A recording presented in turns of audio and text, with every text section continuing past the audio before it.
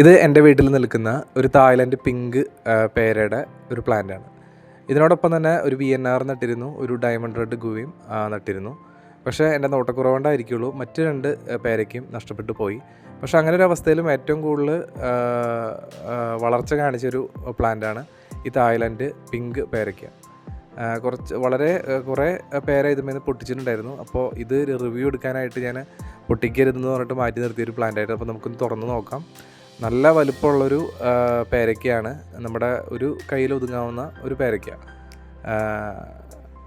ഇതിൻ്റെ ടേസ്റ്റിനെ കുറിച്ച് പറയുകയാണെങ്കിൽ ഇതിൻ്റെ ആ ഒരു നടുക്കാണ് ഏറ്റവും കൂടുതൽ ടേസ്റ്റ് ആയിട്ടുള്ള ഭാഗം. നല്ല സ്വീറ്റാണ്.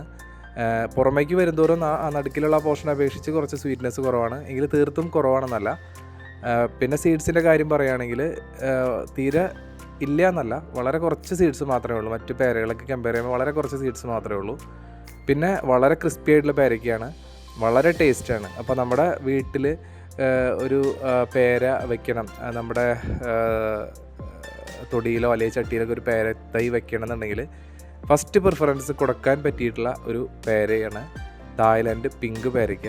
അപ്പോൾ സാധിക്കാവുന്ന എല്ലാവരും ഒന്ന് നട്ട് നോക്കുക, അതിൻ്റെ ഫ്രൂട്ട്സൊക്കെ ഒന്ന് ആസ്വദിക്കുക. ഓക്കെ.